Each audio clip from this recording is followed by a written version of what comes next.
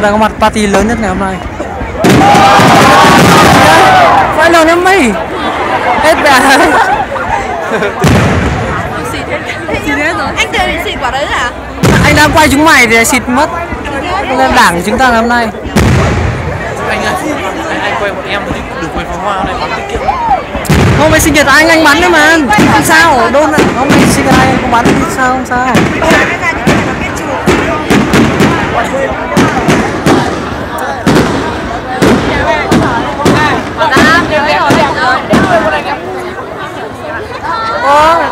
Con đi mày.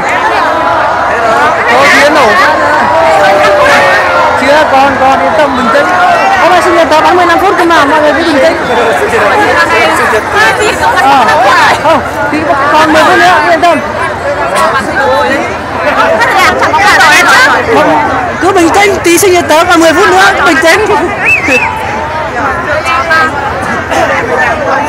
Anh Đôn hôm nay có vừa trong mặt sinh nhật của anh Tiki ngày hôm nay anh có phát biểu gì không? Chẳng có phát biểu gì, pháo hoa có rồi. Em không.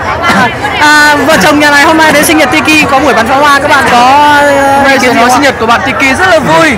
Pháo hoa bạn mua toàn pháo hoa lâu. Vâng, mời quý vị và các bạn xem tiếp buổi sinh nhật của tớ ngày hôm nay.